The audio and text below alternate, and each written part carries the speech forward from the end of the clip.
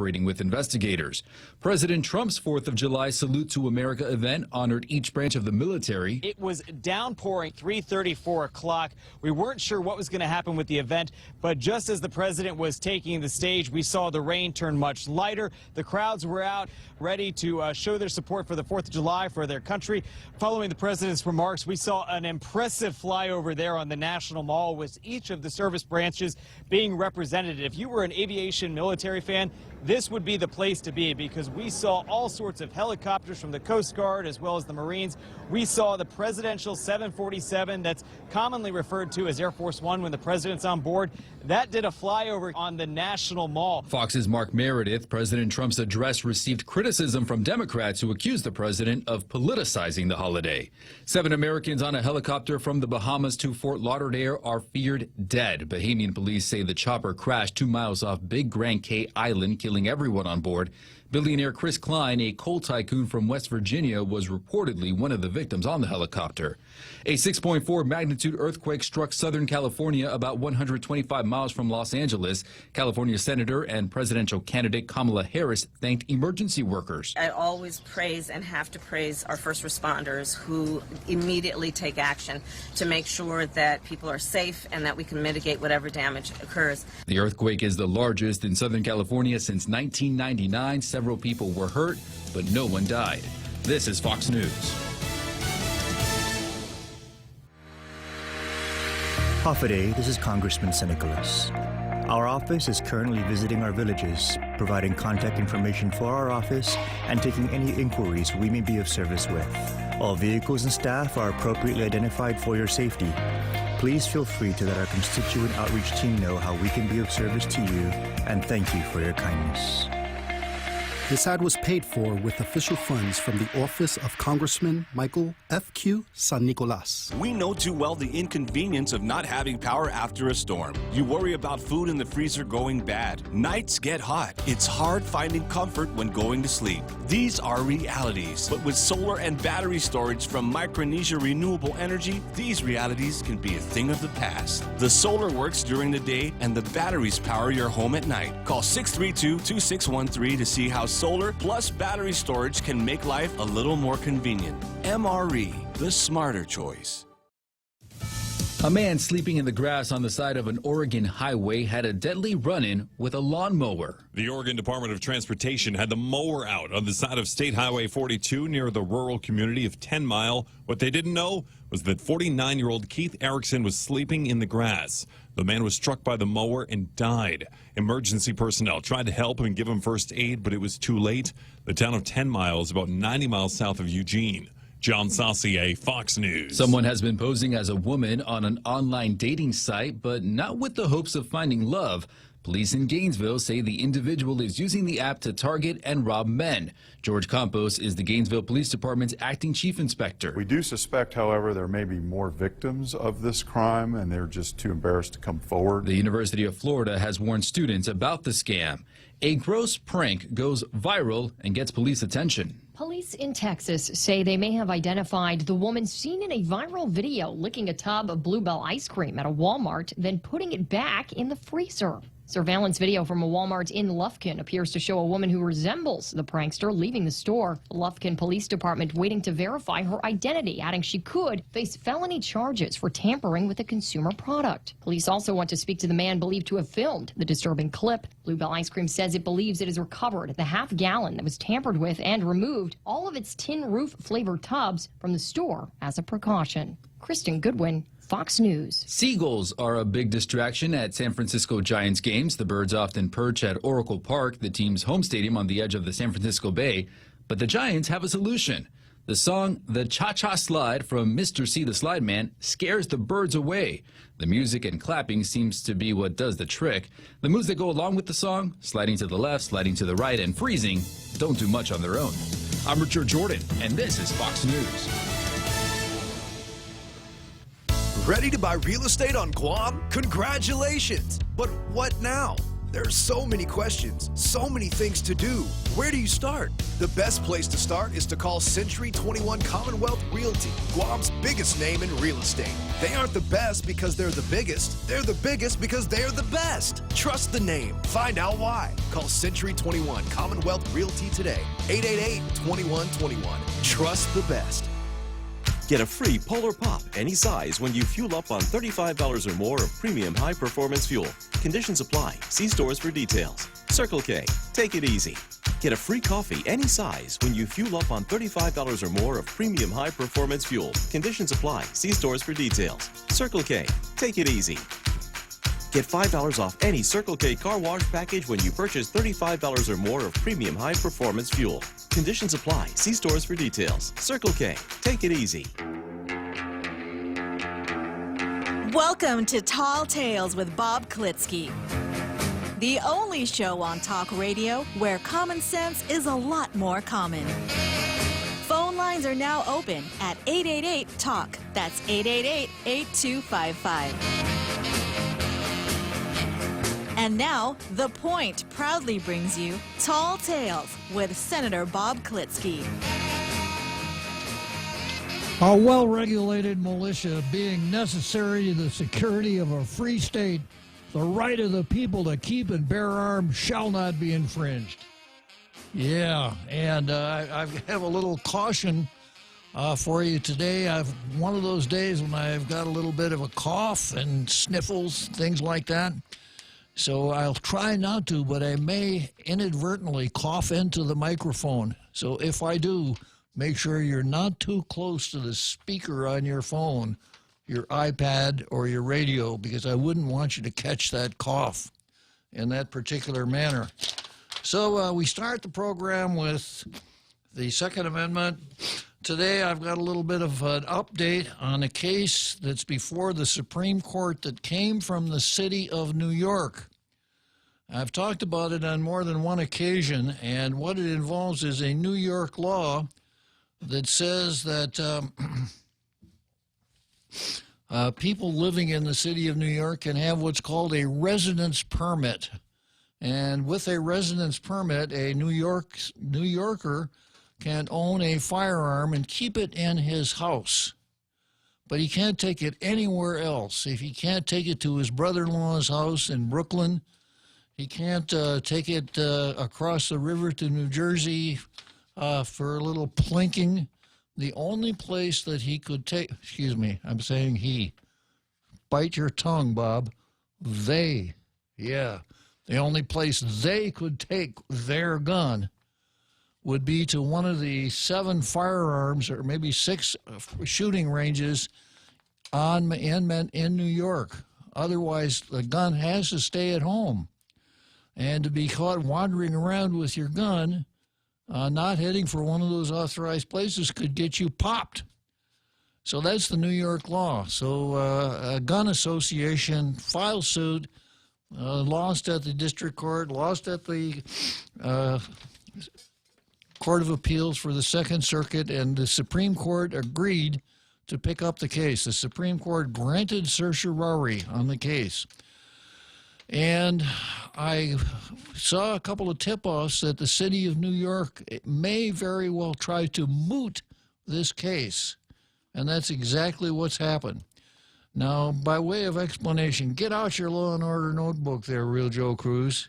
Yeah, the Supreme Court, in fact, all of the courts in the United States can only hear a case or controversy. If you have you're like Joey Duenas and you have a really interesting question like, do we have to let these papers go? You can't write a letter and say, "Dear Mr. Judge, I'd like to have some advice on this particular matter." If it's not a case or controversy, a court won't hear it. And that means a plaintiff and a defendant, a real controversy with one of the parties having an actual injury, and that party, if he were to prevail in the litigation, could get a remedy that would satisfy or at least ameliorate his injury. That's what we mean by case or controversy.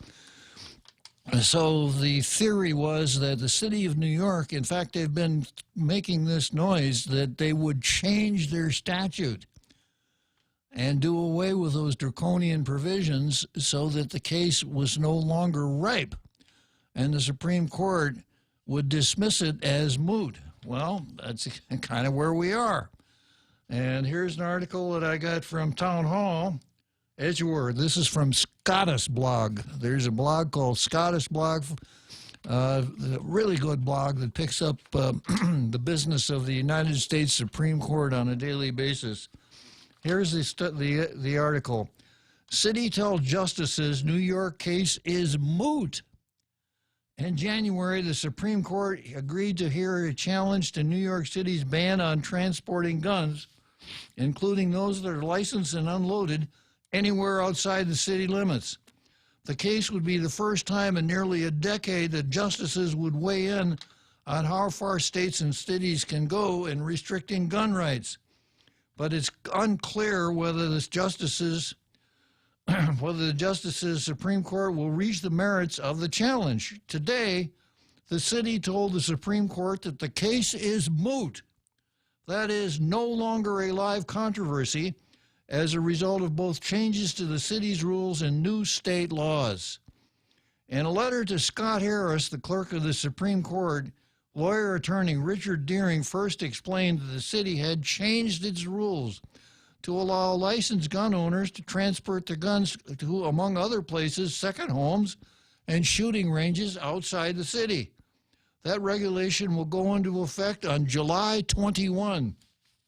The New York legislature has also passed a law, which has not been signed into law, but that would allow licensed gun owners to transport handguns to another place where they are allowed to have them, including second homes and shooting ranges. The case is moot, Deering argued, because the new city regulation gives the challengers everything they have sought in the lawsuit. The new state law, upon signature by the governor, would make the case doubly moot. Deering asked the justices to send the case back to the lower court with instructions to dismiss it. If the court does not do so, Deering noted, the city will file a brief on the designated due date, maintaining in greater detail that the case is moot. The city's brief on the merits is currently due on August 5th. So that's the case. So this could be really unfortunate because those of you who are Second Amendment buffs like I am and tall tales buffs like I am know that the Supreme Court has only ruled on that part of the Second Amendment that says, and let me read it again,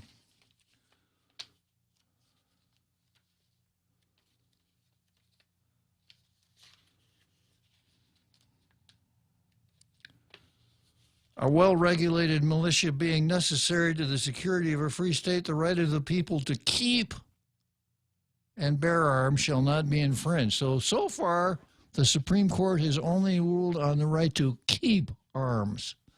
In District of Columbia versus Heller and McDonald versus Chicago, the Supreme Court has said that a person has a right to keep a firearms in, I'm not going to do it again, Real Joe Coos, in their house in order to protect themselves. But there is no Supreme Court case on the bear arms provision of the Second Amendment. The difference between keeping arms and bearing arms means if you're bearing arms, means you're carrying them around, you're going somewhere. Keep arms means just exactly that. So this would have been the perfect case for the U.S. Supreme Court to come out and tell us exactly what the words keep, as you were, bear arms in the Second Amendment means. And I have a feeling that their definition would be quite broad. Now, tall tales buffs know that the Ninth Circuit has ruled on a case in Hawaii, coming from Hawaii, that says the right to bear arms means that in Hawaii you can open carry in just about any place unless it's specifically prohibited. So this is an important case, and commentators will tell you that what the city of New York is afraid of here is if the Supreme Court takes this case, they're going to wind up with something they really, really don't like. So they don't want to run that risk. So they would rather soften up their draconian city ordinance and state law and moot out the case. They prefer that to allowing the Supreme Court to go ahead and enter a decision that they're not going to like. Now, of course, the left hates the Second Amendment. They don't like guns. If you're a gunner, if you're a gun fancier, they don't like you either. And New York, of course, is a bright blue jurisdiction. I think there are probably a couple of Republicans in New York, sort of like there are probably a couple of Yeti running around out in the Rockies out in Washington. We think they're there. No one has ever seen them or talked to them. It's probably about the same way with Republicans in Manhattan. We think they're there, but no one has actually sat down and talked with them. So the left is doing everything it can to make it very difficult for gunners for a couple reasons. One is they don't like guns. Two, they don't like us. And I've gone into the explanation of dog whistle politics before, but just mentioning the Second Amendment is classic dog whistle politics. If a Democrat hears me say, I'm in favor of the Second Amendment, they hear the word second, I got to be against this. I don't know anything about it, but if it's a Second Amendment, I hear that dog whistle. The dog can hear it, I can hear it, but nobody else can hear it. I've got to be against it because I'm over on the left and we don't like guns. So that's what's going on in this case. That's perhaps not really good news for today because that case had real potential for the Supreme Court to come forward and tell us that to bear arms means that you could perhaps travel wherever you wanted legally with an open carry gun. But it doesn't look like it's going to happen, thanks again to the lefties in the city of New York. Okay, so that's it for our Second Amendment for today. And let's see, next on the agenda, I'll tell you what, Real Joe Cruz, let's go from the Second Amendment to Zemi Ikatni.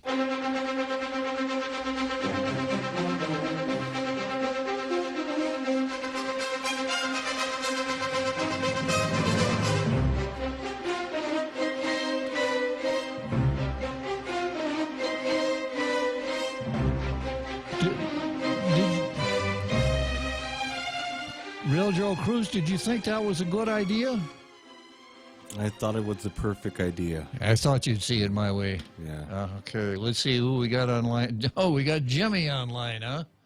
Okay, well, Jimmy is probably going to tell us something about Jimmy Ikatni, right, Jimmy?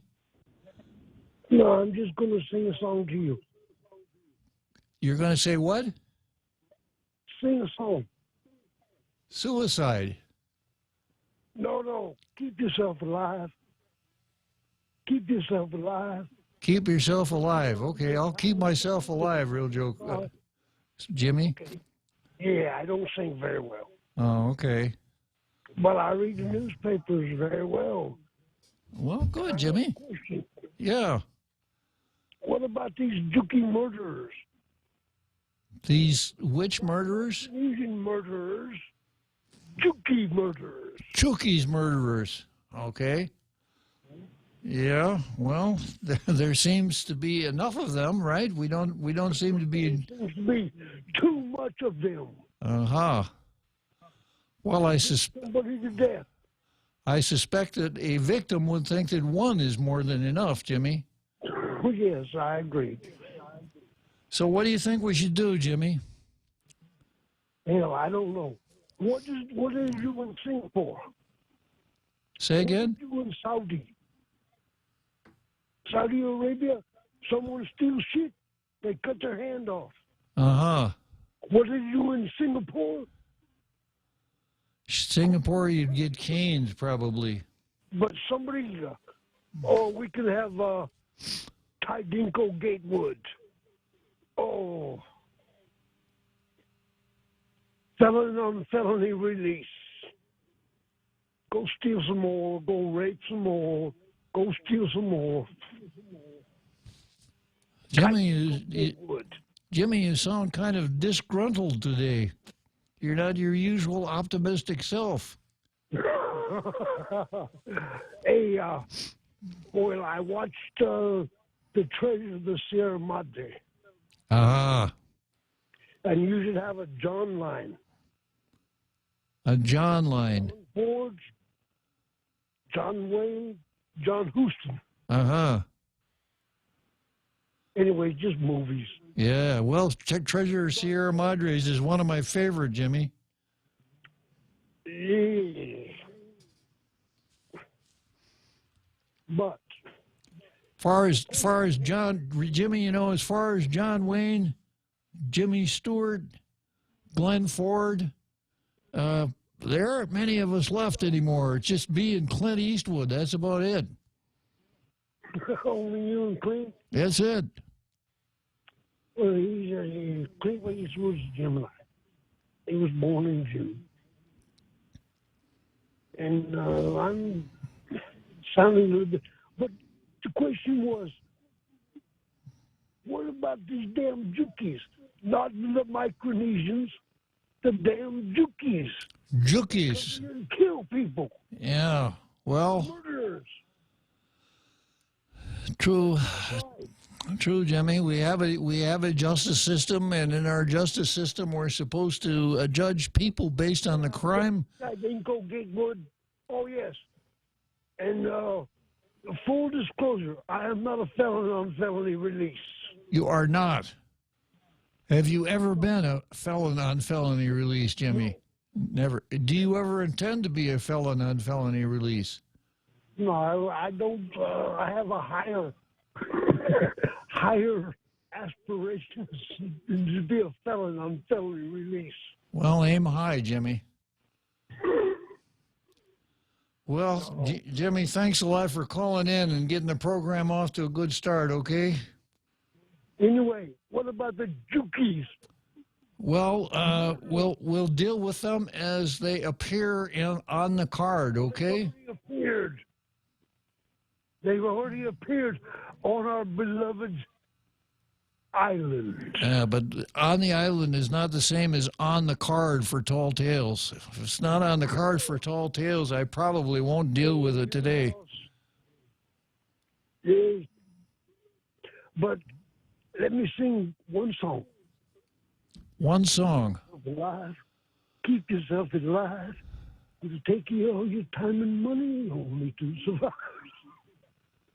It's just music. All right. Well, thanks, Jimmy. I'm going to ask the Real Joe Cruz to give you a round of applause. All right. Give him a round of applause, Real Joe Cruz. Well, thank you. I said a round of applause, not a standing ovation, Real Joe Cruz. That's our Jimmy getting the show off to a really good start. Okay, so let's jump right into Jimmy Cotney. I've got the Daily News in front of me here. No, I don't have the Daily News in front of me here. I think I forgot to bring it along. I got to go find it on my iPad. My bad. This will take just a couple of seconds here.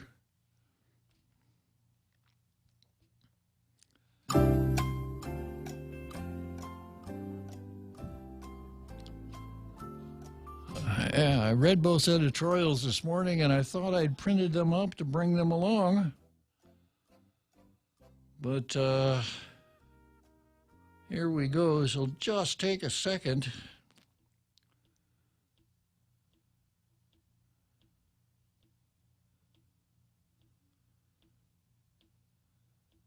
It's going to be a little difficult for me to award the blue star here on my iPad, but yeah, here it is. Facebook's creepy concept. When Facebook announced its intention last month to get into the money business with its own digital currency, we were left wondering what would be next. Its own court system? Its own standing army? Its own version of Tall Tales? That was just an ad lib, real Joe Cruz. A world run largely by one or more giant corporations is a common theme in film and literature, and no recent announcements more evokes the dystopian future than Facebook's. The company founded in a Harvard dormitory just 15 years ago has become the most powerful media institution on the planet. Each day, hundreds of millions of people use it to get substantial amount of information and to watch tall tales. Much of it through like-minded friends. That helps mold their opinions, shape their outlooks. No other media organization comes close in its ability to put people in ideological bubbles. Oh, no, that's part of the job of Tall Tales, to go around bursting these ideological bubbles.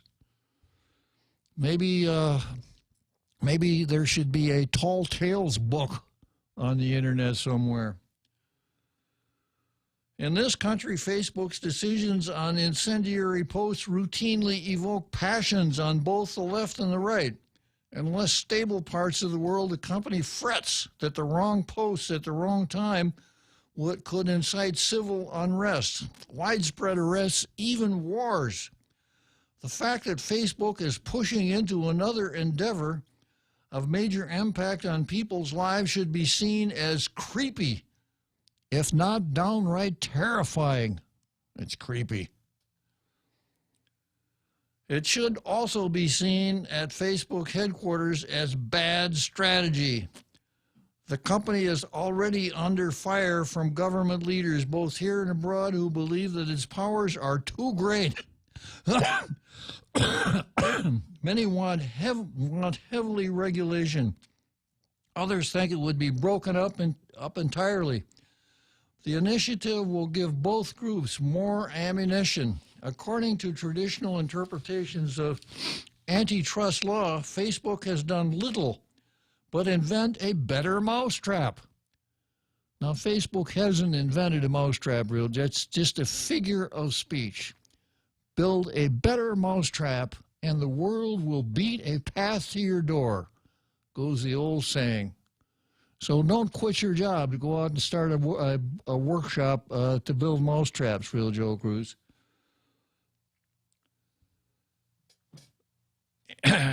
And for it to start its digital currency could raise no competitive alarms bells, as this is an endeavor far from its existing social media business. Even so, if the internet has taught us one thing, it's that everything merges in the end. Very little is known about Facebook's planned currency, known as Libra. And even less can be certain about its prospects. If nothing else, the concept of a corporation big and powerful enough to sponsor its own currency should stimulate the broader conversation about the growing power of a handful of massive technology companies. Google, Facebook, what else, real Joe Cruz? WhatsApp. Isn't that Google? I think it's all connected. Yeah. Instagram. Yeah. So this is one they got from the USA Today editorial board, but I'm going to forgive them because this is a pretty interesting editorial, and it's the kind of thing that we really need to think about: the power of large internet companies. And going back to the question of antitrust, I'm not so sure that I agree that all that Facebook has done is build a better mousetrap, because given Facebook's market power and its spread into other forms of social media, I don't know if it's possible for any company to compete with Facebook. And that's one of the objects of antitrust law, to make sure that there is competition in every industry. I'm not much of a government intervention guy, and I can't say that I'm a real fan of antitrust law, but this might be the situation where something like that is not a bad idea. Okay, let me see if I can find the Facebook, as you were, the I was going to say the Facebook editorial. That'll be the next thing. That Facebook will be writing editorials here for Zemi Ikotny. Let me go to the Post.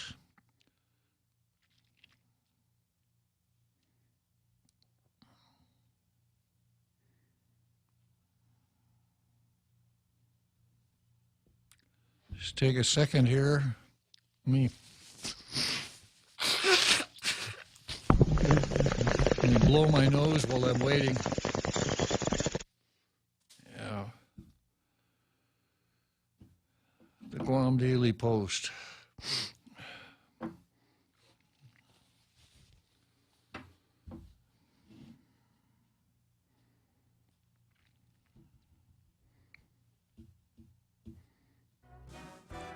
Do you ever notice how slow the internet is when it's kind of like watching a pot boil? What is it? A watched pot never boils.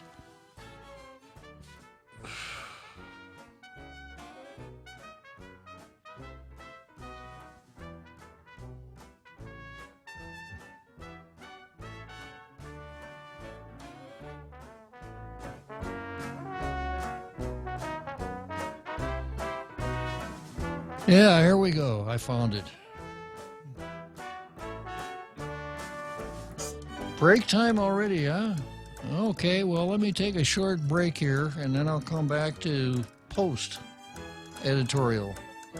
It's important to have claims process that works for you. At Guahan Insurance Services, we make things simple and convenient. Same door you walk in to purchase your insurance is the same door you open to file your claim. We can't pretend that the car insurance claims process is fun, but we can promise a hassle-free and speedy recovery without any runarounds. For your home, auto, and business insurance, visit us at the Camacho Landmark Center on Marine Corps Drive in Tamuning. Don't forget to like us on Facebook or give us a call at 475-1162 or text 929-SAVE. That's 929-7283. So what's the deal? Are you still paying for the right to have your checking account at your bank? Well, at Bank Pacific, we think it's our privilege, not our right. That's why we offer My Green Free Checking, where your monthly maintenance checking fees are zero. That's zero. And it comes with a free Visa check card and monthly green e-statements. My Green Free Checking. Bank Pacific today. Because having you as our customer, that's our privilege. Bank Pacific, where others put branches, we place roots. Equal housing lender, member FDIC. Viva Bank Pacific. Now, more Tall Tales with Bob Klitzkie. Spitting truth like watermelon seeds at a summer picnic. Call now, 888-TALK, 888-8255. So here we go with the Post editorial. The title is Families Taking Ownership, Key to Community Safety Problem Solving. The town hall meeting in Datado Wednesday night again brought into focus what seems to be an escalating problem with people who commit crimes against their neighbors and target random residents and tourists, particularly when they are drunk or under the influence of drugs. The public safety meeting in Datado was the third of its kind in recent weeks, following machete attacks in Mangilo against motorists. Similar to previous public safety meetings, many concerns from Datado residents were blamed on immigrants from the Federated States of Micronesia, just like Jimmy. Yeah. FSM Consul General Teresa M. Philippin braved the crowd on Wednesday night, as she has done in previous meetings. She acknowledged that people are frustrated because they don't see action being taken by the FSM leader or government towards its citizens on Guam. She also pointed out that not all FSM citizens are lawbreakers. Do not generalize one person's action toward a group of people because it hurts them a lot, she said. This may not be the opportune time or good setting to say this, but I do want to share the attitude the FSM citizens are facing on Guam is really having a bad impact on those law-abiding FSM citizens coming to Guam trying to make a good life for themselves. It's going on with the editorial. It's hurtful to blame crimes based on where people have migrated from. Guam does have many hardworking, law-abiding citizens from the FSM. The majority of FSM citizens living on Guam have been taking on jobs and responsibilities that not a lot of people want to, because these are jobs that require a lot of hours, a lot of hard work, and many of the jobs don't pay much. Another meeting, attendee Dedido resident James Garrido frankly said, it's not just the FSM, even our Chamorro people are committing crimes. We want to thank Guam residents like Garrido who refuse to take the easy route of assigning blame only to FSM migrants for the myriad of public safety problems in our community. To Council Philippine, we believe that most members of the Guam's community don't want to generalize, nor do they believe that FSM citizens are lawbreakers. No one in his or her right mind actually believes that. Yeah, okay, I got a phone call here. I think it's an average Joe. So I'm going to interrupt the editorial here and talk with an average Joe for a minute. Hello, average Joe. Hey, Uncle Bob.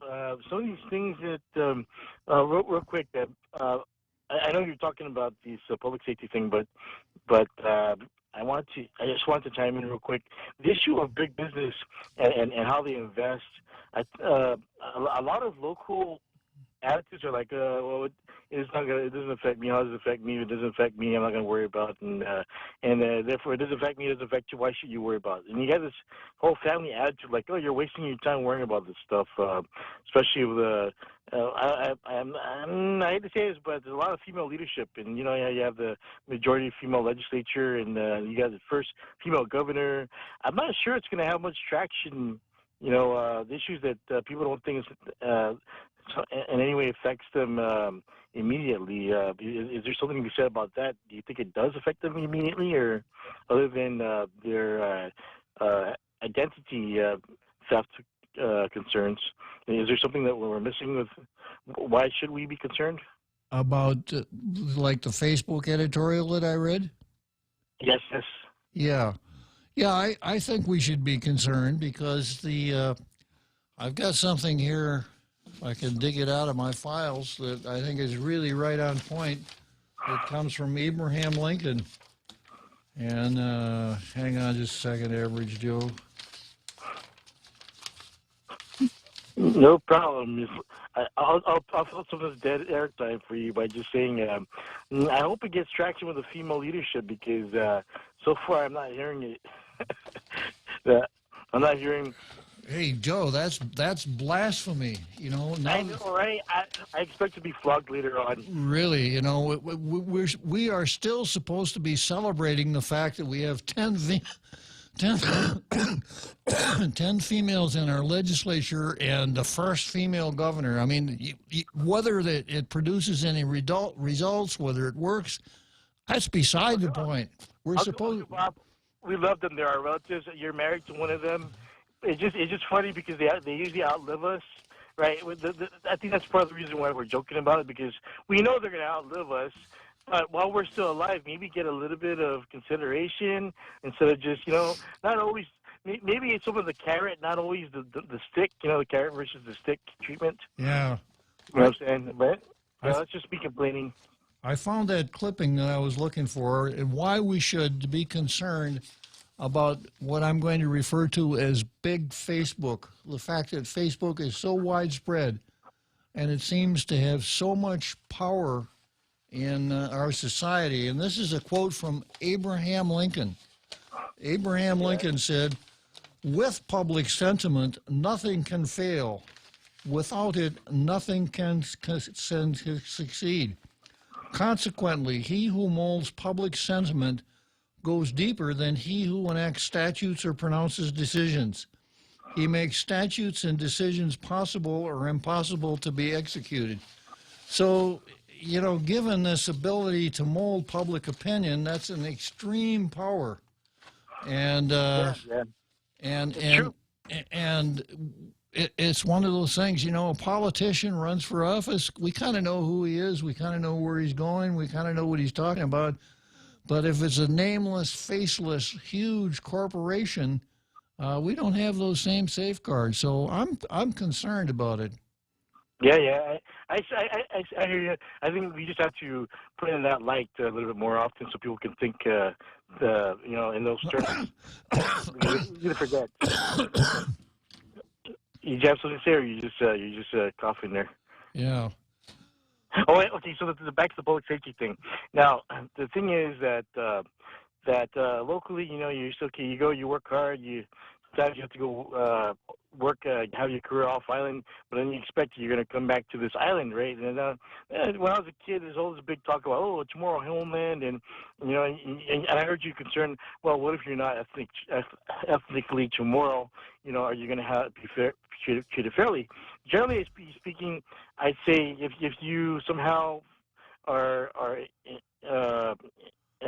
indoctrinated or you assimilate into this so-called culture or lifestyle, usually people accept you as long as you follow what is perceived as normal. When you don't follow what's perceived as normal, like any place, you go to Japan, what do they say? Then all that sticks out gets hammered. So I guess it's more or less a general rule. But you're married to a local girl, and you fathered a bunch of little Chamorro kids, so I mean, I would suggest that you're just as accepted as anyone else, probably more so because you got kids who are going to look after you versus someone who doesn't have kids, even if they're Chamorro. Yeah, Lord Joe, don't glue it, like. Yeah, I know I have a lot to say. I'm sorry if I don't know if I'm taking up too much of your time, but I just want to say we do appreciate your perspectives and points of view. But I mean, just for any, but what I say I prefer. If I was to have a preference, I would say I would probably prefer to interact and have someone like you living here on island after retirement than someone who's not married and someone local or into the culture and doesn't follow the ways of the local attitude or culture. It doesn't sound very well, but I respect the military culture, but what I say, I want this to become a retirement community for retired military. Maybe not so much if they weren't married to someone locally. Maybe that's a bad way to look at it, or it doesn't sound very, very good. But I think a lot of people would have a similar perspective. What is that term? Carpetbaggers. Yeah, that's what I'm afraid that Lou Leon Guerrero thinks I'm a carpetbagger. I don't think so. You're married to a Dungan Tautolago, carpetbagger. I'm not sure if it's a negative term, but let's say that someone has no affiliation with Guam and they just move here. Maybe someone might be perceived that way. But anyway, thanks for your time, Uncle Bob, and I'll talk to you all later. I was listening to the radio. Thanks. Always good to talk to you, Average Joe. Okay, that was just an Average Joe there, and I noticed Jimmy. We had a really short conversation with Jimmy there, sort of like hello, and then he hung up, right? Yeah, okay. So I was trying to get through the post-editorial here today, and let's see, where did I leave off?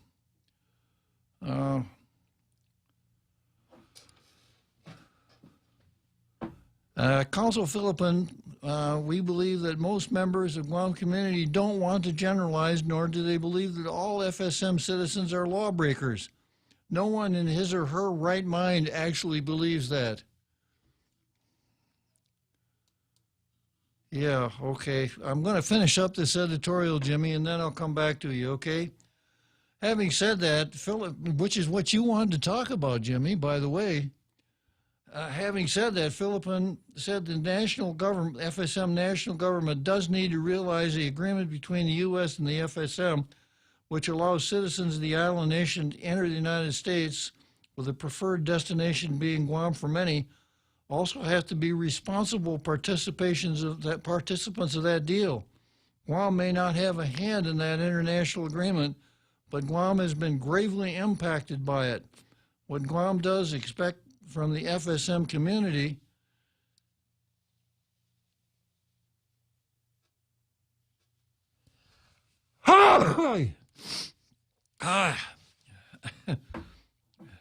is to take care of the citizens on Guam when they're in dire need of assistance.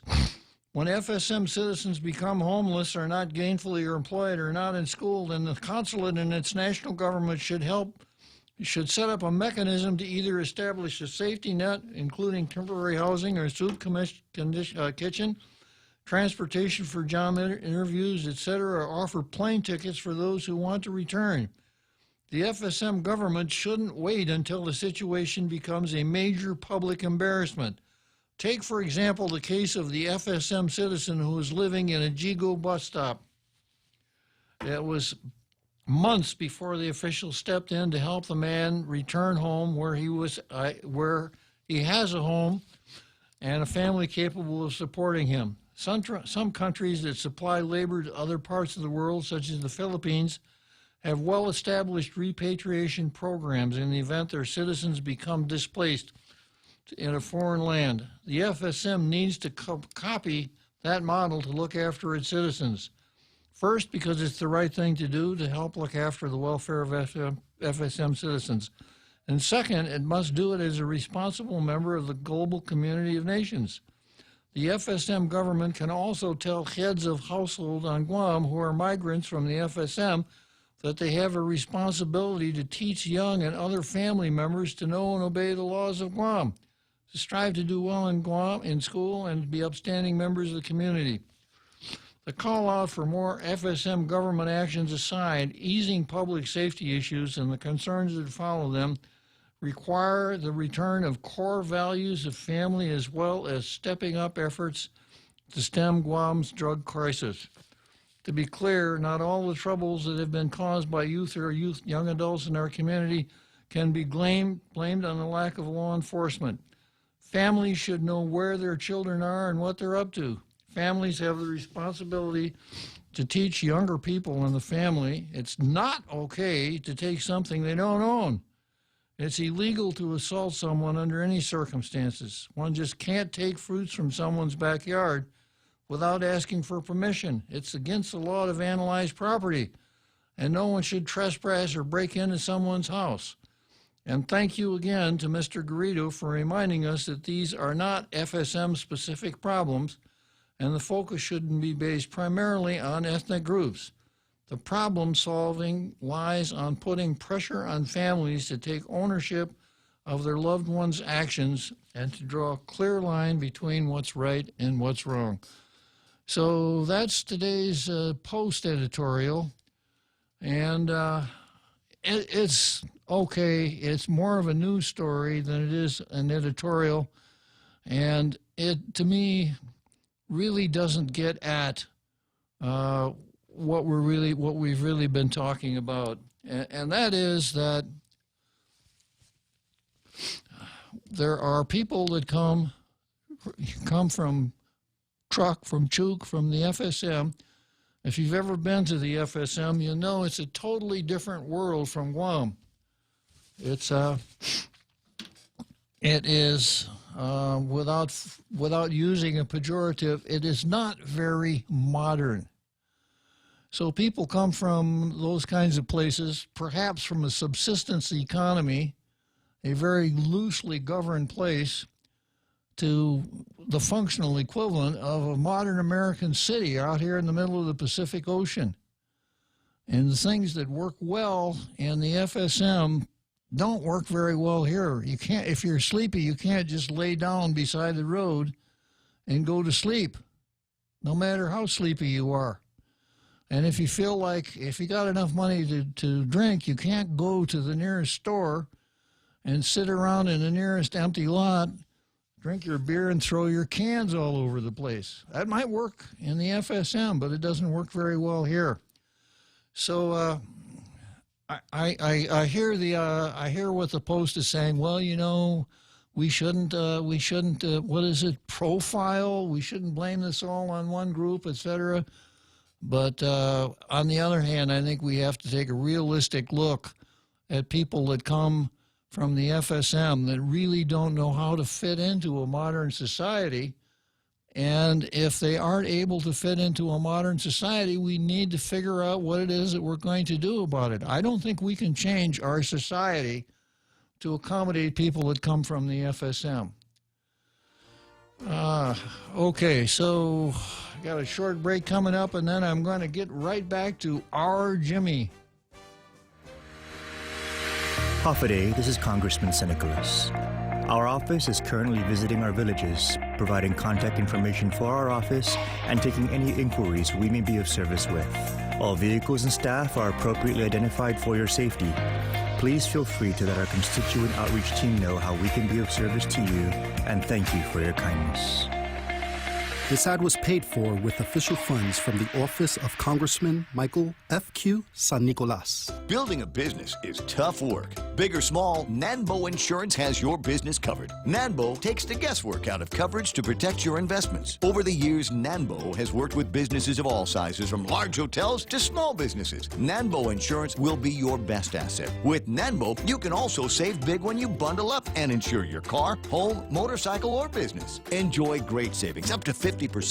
Visit nanbo.com or call 477-9754 for more details.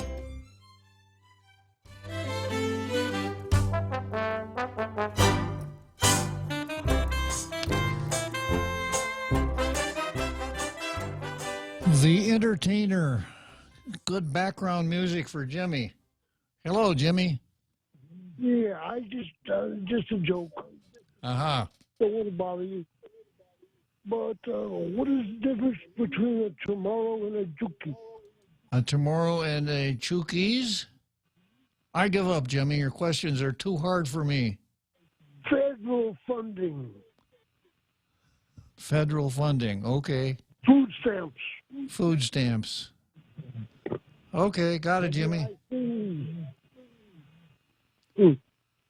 Anyway, sorry to bother you. Thanks for calling, Jimmy. Bye-bye. Jimmy always adds a little lightness to the program, doesn't he? Yeah. Okay, so now I've got the card here, and let's see. I've got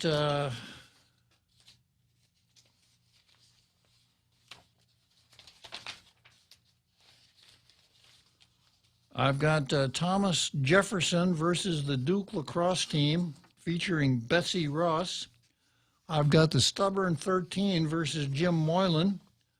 I've got Gwexiters versus the USMC. And following that up with Separatist Lou versus the USA, with her faithful companion, Josh Tenorio. So this Thomas Jefferson the question was Thomas Jefferson on the lacrosse team is kind of a follow-up on some of the things that I saw yesterday. No tall tales yesterday. So I actually had an opportunity to watch a little TV in the afternoon. Of course, I watched Fox News. What else? Yeah. And cruise around the internet a little bit, and I found this article on Town Hall. It's a little story by Ann Coulter, who has a reputation for really telling it like it is. But before I get into that, I'm going to remind myself of one of the great truths that George Orwell told us. George Orwell wrote the book called 1984, which I'm sure you've read, Real Joe Cruz. Yes, sir. You probably read it after 1984, but it still counts. Yes, sir. Yeah. You probably read Animal Farm also, right? I believe so, sir. Yeah. So George Orwell said that he wasn't woke enough to say they, that he who controls the past controls the future, and the one that controls the present controls the past. In other words, if you can, and you rewrite history, the history of where you are, you can shape the future as to where you're going to go. And we're seeing that all the time. We are seeing the wokesters rewriting our history to shape where we're going to go in the future. And this is a good example. was Thomas Jefferson on the Duke lacrosse team. Now, if you remember the Duke lacrosse team, these were some guys, some college athletes that were wrongfully accused of rape. They got caught up in this Me Too movement, and they were guilty because they'd been accused, although when it all played out, they weren't guilty of anything.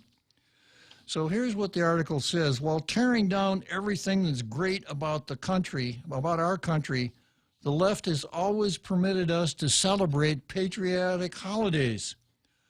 But this year, on the week that we commemorate the unveiling of the Declaration of Independence, Nike yanked a Betsy Ross tribute sneaker off the market because the American flag didn't sit well with Colin Kaepernick. Yeah, Colin Kaepernick. I don't know if this is correct or not, but I understand that Colin Kaepernick is coming out with a autographed brand of knee pads.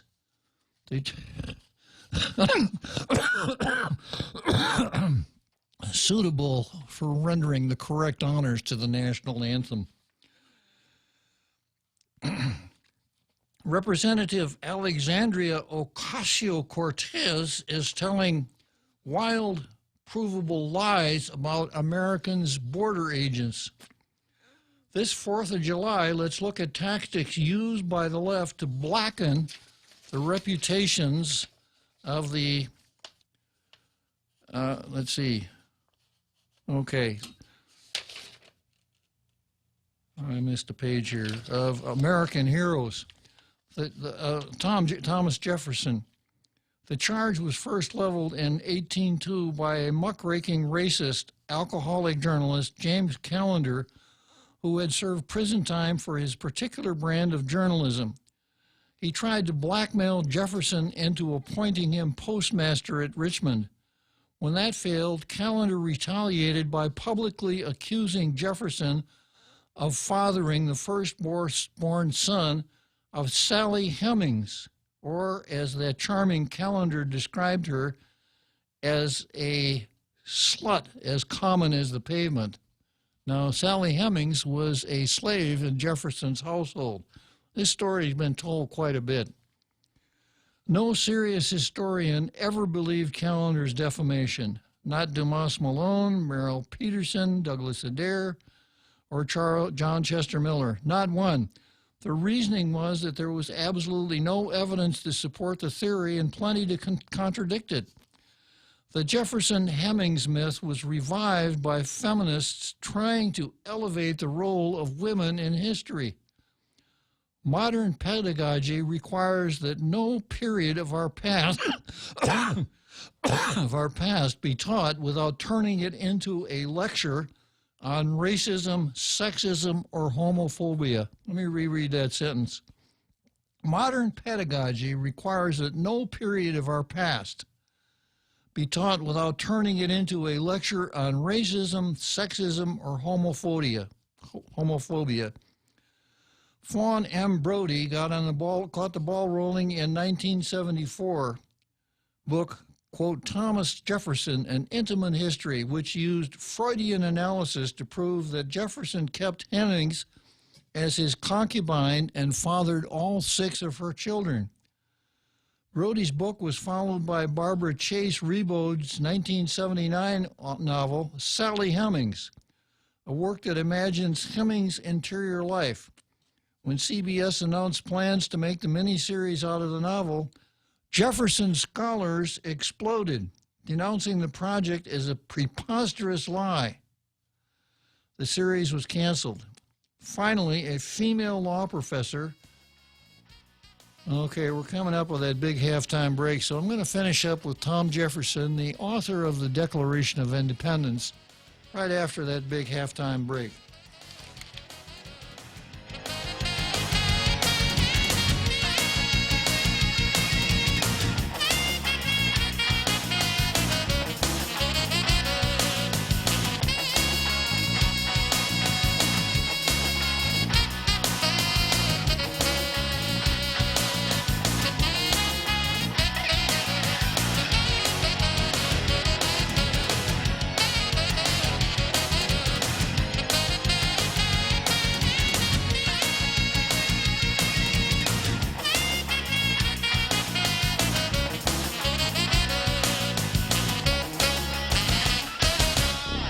The Point is KUSG, Hagåtña, Guam, 93.3 FM and 104.3 HD3.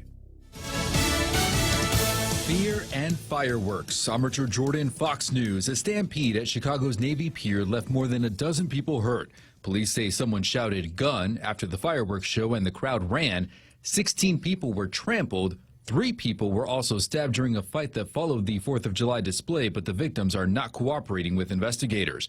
President Trump's salute to America at the Lincoln Memorial paid tribute to the armed forces, the president praising the U.S. Army, describing what it means to be a soldier. Through centuries, our soldiers have always pointed toward home, proclaiming, "This we'll defend." They live by the creed of Douglas MacArthur: in war, there is no substitute for victory. They are the greatest soldiers on earth. President Trump's critics accused the president of using the event to politicize the holiday. No one survived a helicopter crash in the Bahamas. Police say 7 Americans were on the helicopter to Fort Lauderdale when it went missing.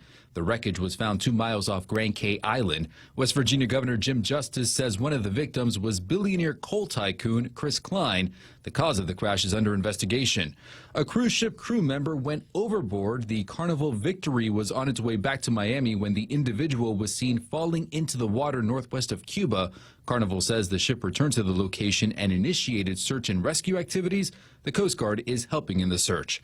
The strongest earthquake to strike Southern California in 20 years caused injuries, but luckily no one died. A 6.4 magnitude quake struck near the town of Ridgecrest. This woman was in a diner with her husband when it hit. More of a rolling kind of a quake. We felt it kind of shift back and forth, but it wasn't really strong because one of the waitresses didn't even feel it. Emergency crews responded to fires, gas leaks, and reports of cracked roads. This is Fox News.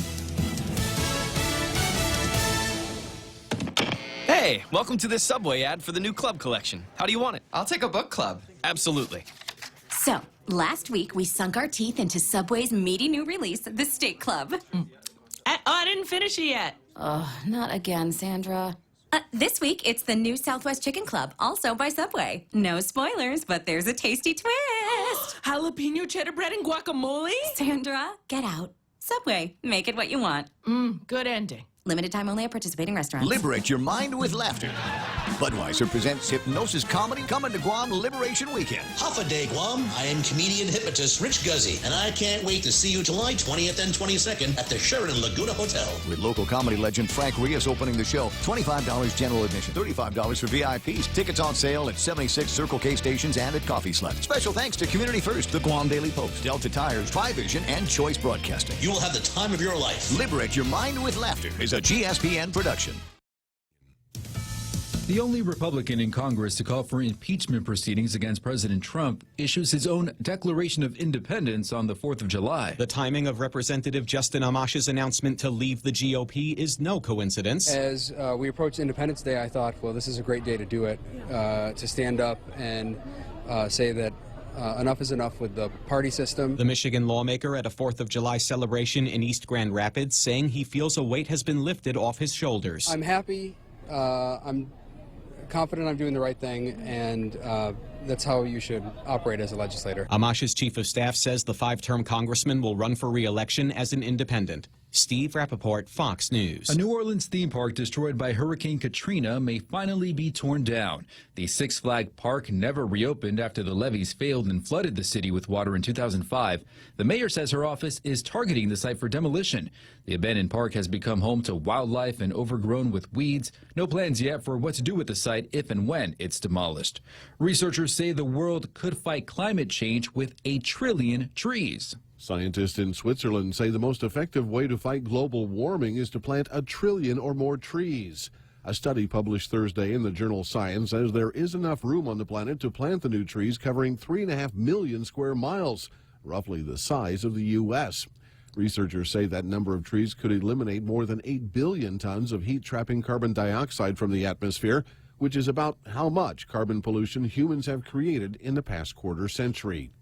Rich Dennison, Fox News. The University of Florida's most famous cheerleader has died. The school announced George Edmondson Jr. passed away. He was known as Mr. 2 Bits for the cheer he started back in 1949. He'd say 2 bits, 4 bits, 6 bits a dollar, all for the Gators, stand up and holler.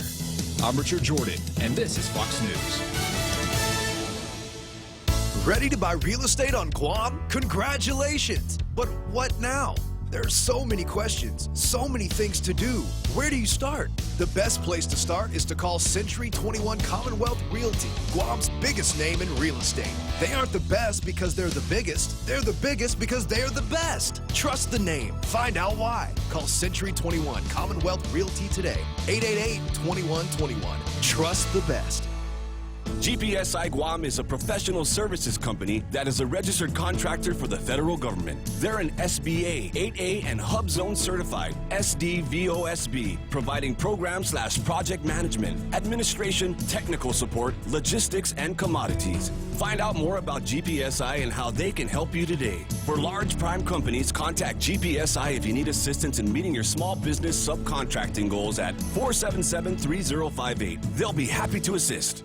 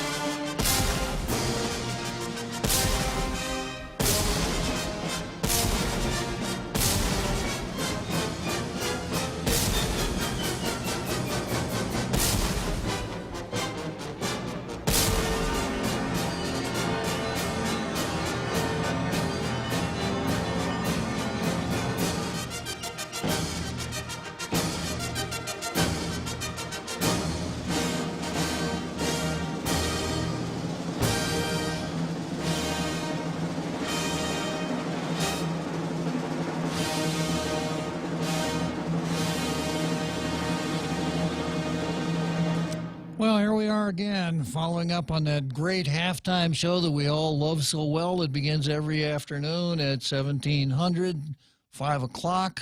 Marching bands, drill teams, synchronized card sections in the grandstand, fire eaters, acrobats, you name it, we got it.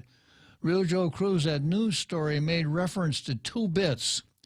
Do you know how much money 2 bits is, Real Joe Cruz? That's what I thought. It's 25 cents. It is. Yeah, 2 bits. Yeah, 2 bits. Yeah, back in the day, there was a Spanish coin called the real, and there were 8 bits of a real in a dollar. Oh, I see. So 2 bits was a quarter. 2 bits. And that was a pretty common expression once upon a time when the quarter would actually buy something. Now it's just extra weight in your pocket, right? Yeah. Okay, so I'm working on this this story here by Ann Coulter, debunking of Thomas Jefferson, one of the greatest of the founding fathers, the guy that penned the Declaration of Independence, and American hero if there ever was one, who has just over the weekend the news was announced that they're going to de-Jeffersonize the University of Virginia. Yeah, which is one of Jefferson's projects. He started the University of Virginia, which is a top-notch college. So the idea now is, as I mentioned earlier, as George Orwell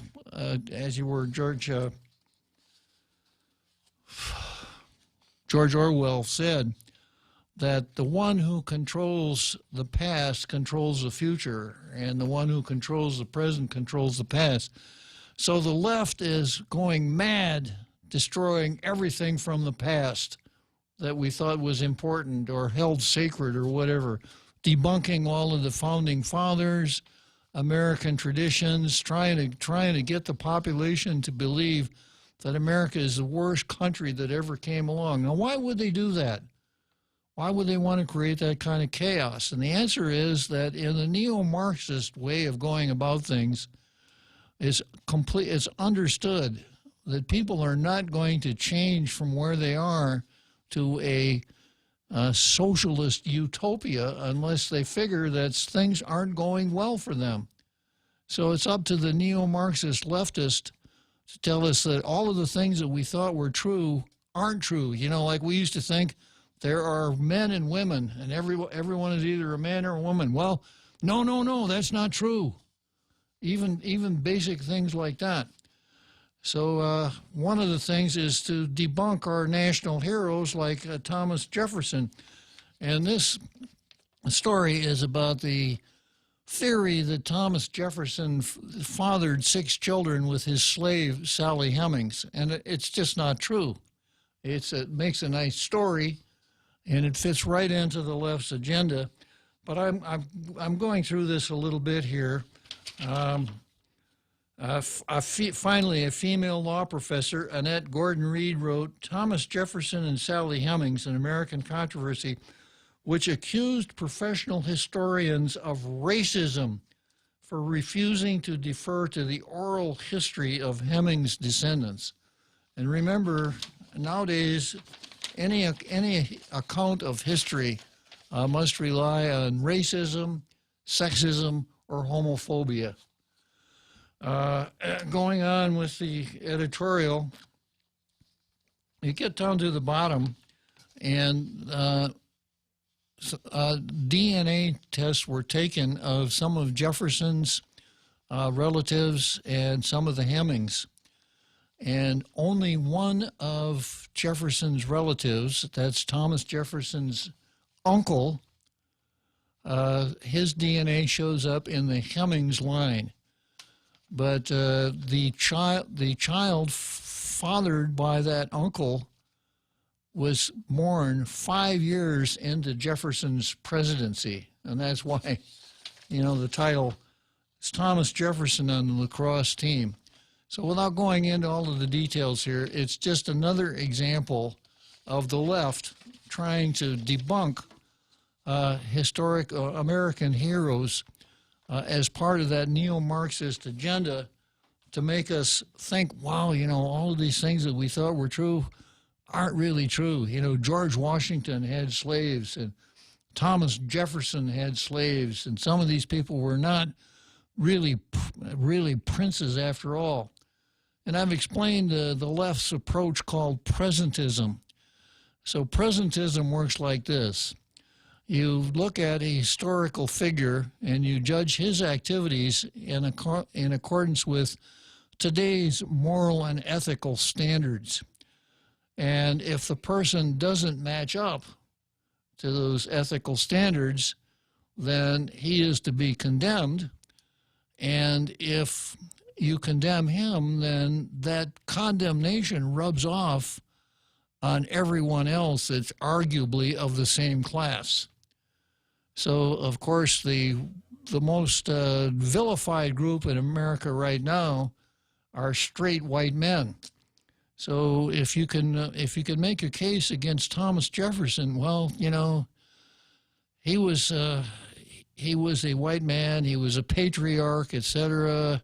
He wasn't honest, he did all of these things. Therefore, today's society must be replaced by something that's a lot better, and that something that's a lot better would be, at the very minimum, democratic socialism.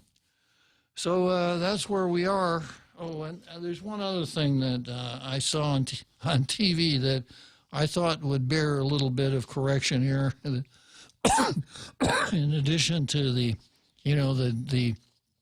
damning of Betsy Ross. How dare Betsy Ross design that flag that became the first flag of the United States, you know, at a time, you know, when the United States, when there were slaves in the United States. So Betsy Ross, clearly a bad person enabling these bad people. And then I saw this on a couple of channels where African Americans, you know, kind of picked up that same theme and said, yeah, United States is great. You know, and the U.S. Constitution was enacted. If I'd have been around then, I'd have been just 3/5 of a man. Ha, ha, ha. Well, I've had to explain this before, but I'll explain it again. there's a provision in the U.S. Constitution at Article 1, Section 2. Yeah, Clause 3. Representatives and direct taxes shall be apportioned among the several states which may be included within this union according to their respective numbers, which shall be determined by adding to the whole number of free persons, including those bound to service for a term of years, and excluding Indians not taxed, 3/5 of all other persons. 3/5 of all other persons. Well, the all other persons were slaves. So when it came time to apportion direct taxes, and when it came time to determine how many seats in the House of Representatives any one of the states had, you counted up all of the free people, and in fact, you counted everybody except for Indians, which we now call Native Americans, and then you counted 3/5 of the black people, the slaves. And of course, oh yeah, see, we were only 3/5 of a man back in those days. But here's the explanation. The folks in the North didn't want to count slaves at all. And the folks in the South wanted to count every slave. And what would be the reason for that? Well, if your representation in the House of Representatives is based on the number of people in your state, the more people you have, the more representation you have. And the northern position was, no, those slaves aren't voting.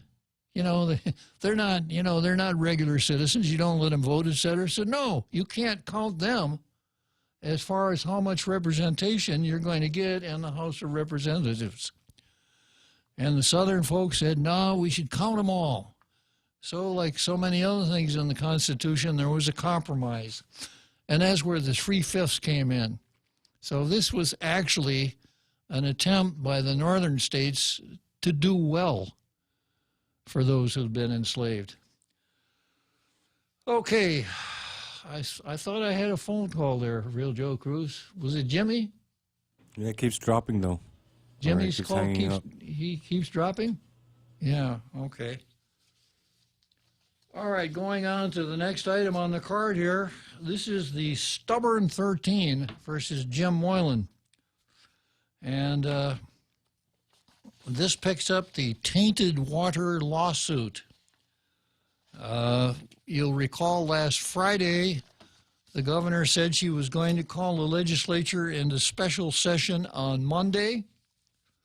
And the purpose of the special session was going to be to pass enabling legislation allowing the Attorney General to contract with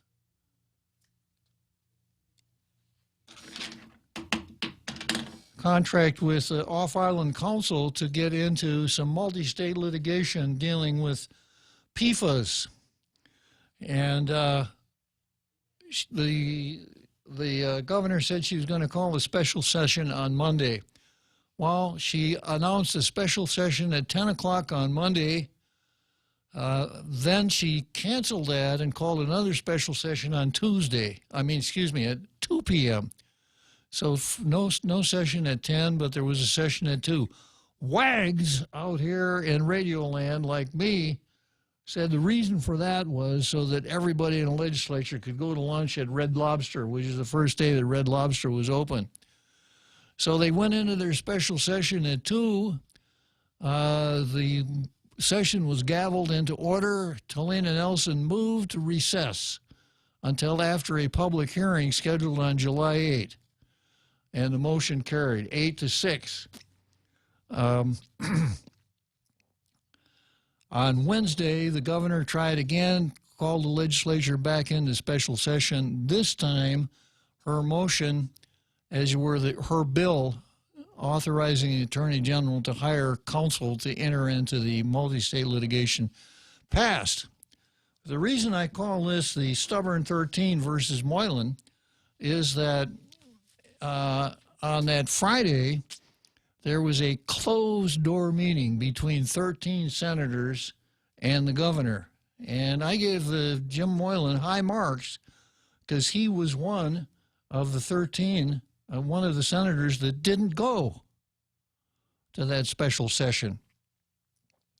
And his explanation was, I'm not going to go. I don't know what it's for.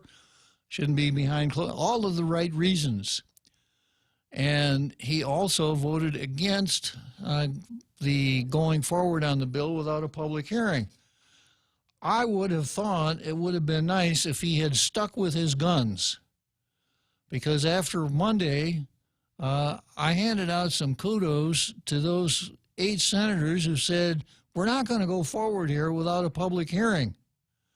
And Moylan was one of them. Well, on Wednesday, we don't know what happened behind the scenes, how much backslapping and slapping and arm twisting occurred, but the 13 senators changed their vote and voted in favor of the bill.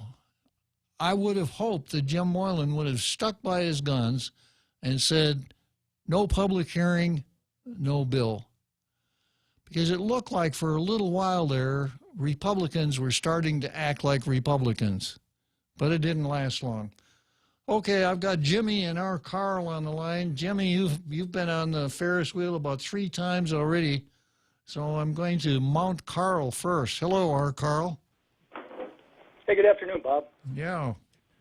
Yeah, you were, I'm sorry I'm only getting to the call in now. I think your system is dropping some of the calls. I tried. That's the real Joe Cruz, I think. Oh, okay, so I'll blame him. It works for me. Yeah, you were talking about the 3/5 clause, and, you know, I'd just like to add a footnote about slavery in general, you know, because some time ago I was really curious because the issue of slavery is a favorite topic that the left likes to bring up in order to encourage guilt in Americans. And so I began to read as much as I could about it to try to understand the history behind slavery. And what I found out, especially in writings from our favorite economist, Thomas Sowell, is that slavery was a worldwide institution on every single continent, inhabited continent on the face of the earth for over 4,000 years of human history. And for all those centuries, it wasn't a matter of skin color. As a matter of fact, the word slave comes from the name Slav, which is a ethnic group of Caucasian people that lived across vast areas in old Eastern Europe, and they enslaved each other and they were slaves and enslavers for thousands of years before the first African was ever shipped to America. And the only reason that in the last 500 years of the institution of slavery that Africans were enslaved is because they were available. A lot of other places started to coalesce into nation states, and it became very expensive in terms of retribution if certain nations tried to come in and take and enslave people from coastal villages. Whereas in Africa, there was not that coalescing into nation states and the possibility of retribution. So anyway, I just wanted to insert that it was only in Great Britain at first among the Quakers and then in America a few decades later where the institution of slavery was ever questioned. It was just a fact of life for thousands of years. And it was only, ironically, among whites where that the institution was questioned. You'll find no mention in all the historic documents of the institution of slavery ever being questioned until it was questioned in Great Britain among the Quakers and then in the colonies. That's true, Carl. And, you know, for some historians would tell you that the institution of slavery was merciful because when 2 groups fought, the winning group ordinarily just killed all the losers because they didn't want the losers rising up against them again. So the alternative to killing all of the people that you beat in battle was to enslave them. Yes, and this was true even among the Polynesians. The Maoris did it in invading neighboring smaller islands. They enslaved the survivors.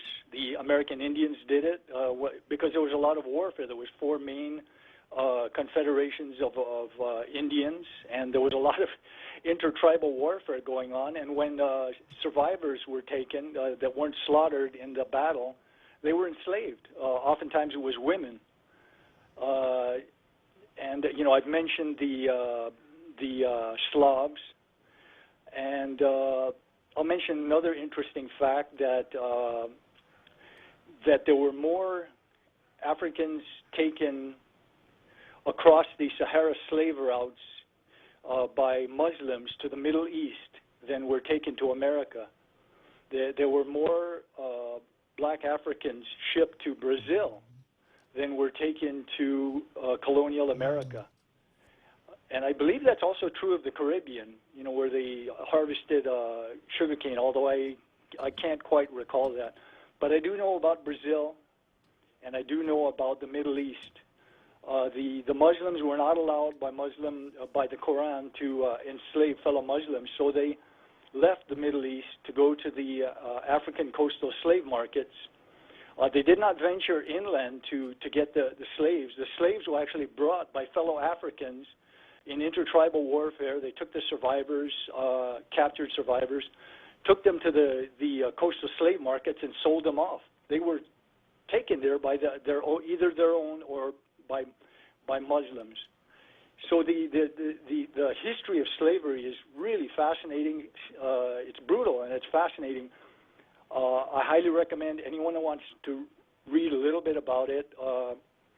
Thomas Sowell's excellent best-selling book, Black Rednecks and White Liberals. If you don't read anything else in it, that one chapter called The Real History of Slavery, you'll never look at slavery the same again if you just read that one chapter. It's just eye-opening.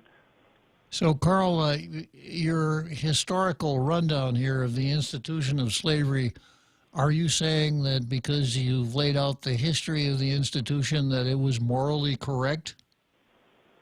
Oh, no. I'm not saying that. It's just that it was a fact of life for over 4,000 years of recorded history.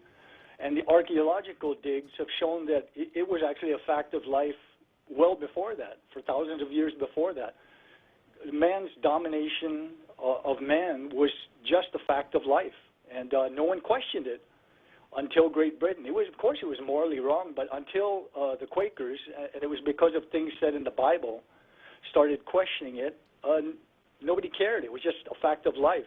And in America, it became questioned because of the founding principles, one of them being we hold these truths to be self-evident, that all men are created equal. And if they if all men are created equal, then how can we justify the trading of human beings? And they couldn't. The reason why the southern slaveholders adopted the attitude they did about blacks is because it's the only way they could justify slavery.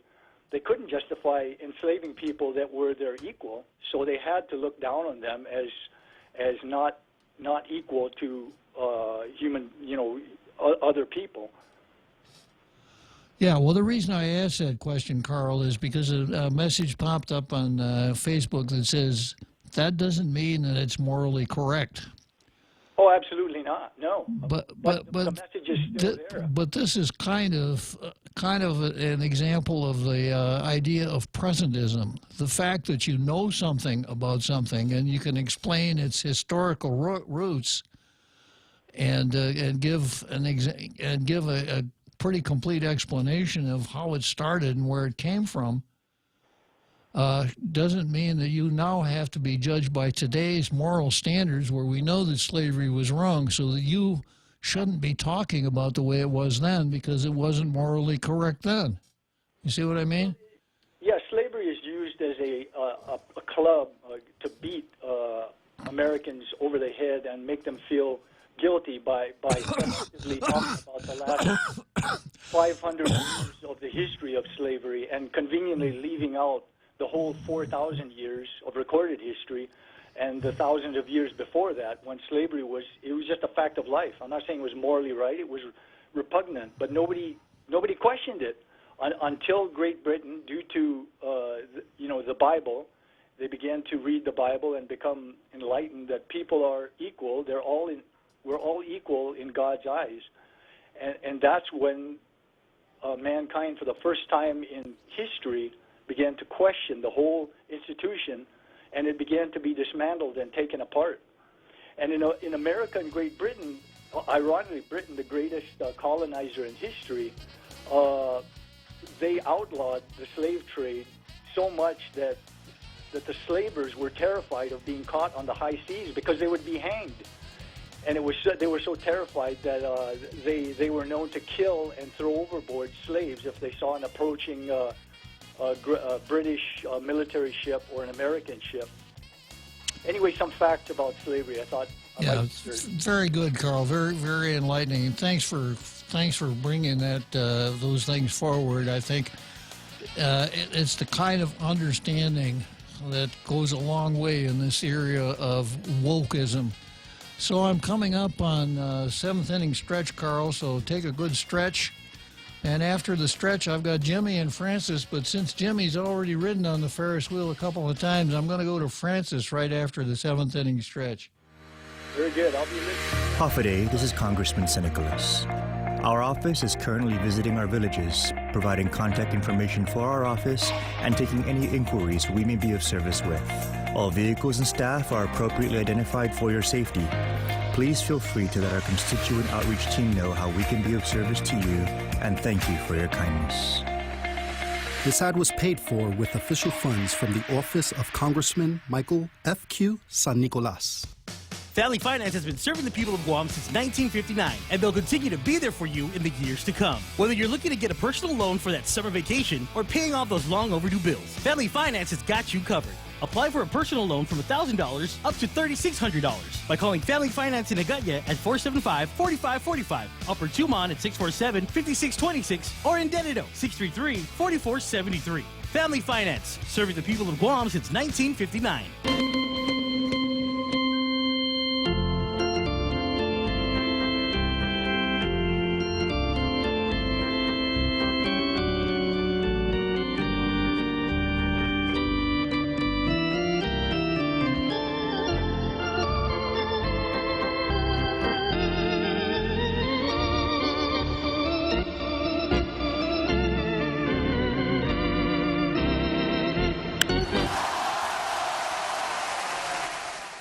So here we are, seventh inning stretch, center field bleachers, Wrigley Field, Chicago, and I've got Francis holding on. How you doing this afternoon, Francis? Good afternoon. Sounds like you caught a bug or something. Yeah, I do. I mentioned earlier in the program, I may be sneezing into the microphone, so don't get too close to the speaker on your phone. I heard, correct me if I'm wrong, but I think the FSM consulate was talking about her people taking on jobs, odd jobs all over the place that people here on the island don't want to take. Am I correct? Or? It was the editorial writer that made that point, Francis, that oftentimes people from the FSM take on jobs that people living here don't want to because they're hard and they don't pay much. That's a bunch of crap, man. When I was growing up in a ranch, I get up 4 o'clock in the morning, 4:30 in the morning. My grandma will make me lunch, and I'll be walking from Route 3 all the way up to Anderson Air Force Base, working at the 21,000. Then from there to the bomb shelters and the underground warehouses. So I pretty much had no transportation. Occasionally, but back then, Bob, there were no street lights. I'd carry a flashlight, a GI flashlight, When I was a kid, Francis, I lived a mile from school. So it was a mile from my house to school, and it was uphill both ways. Oh, man.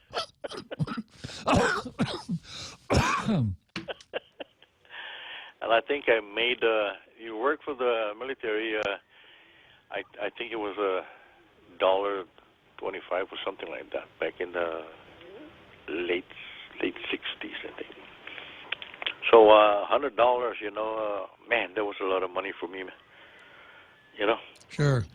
A lot of money. So I normally when I go to a store, I change my dollar bills into 50-cent pieces, or what do you call them, 2 bits, or 4 bits. Yeah. Yeah, and I keep them in a GI locker, you know, loaded that up. And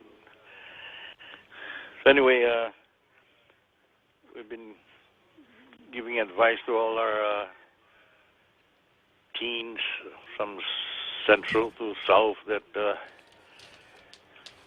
go for it, man. There's trade school, there's all kinds of stuff out there, and tell them, you know, some of you are not going to be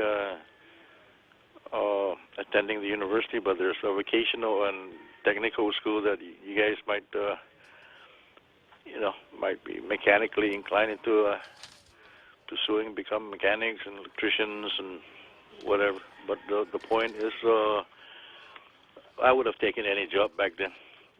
Just walking and, you know, working was already, it was just something that I woke up, I was looking forward to, just getting up and going to work.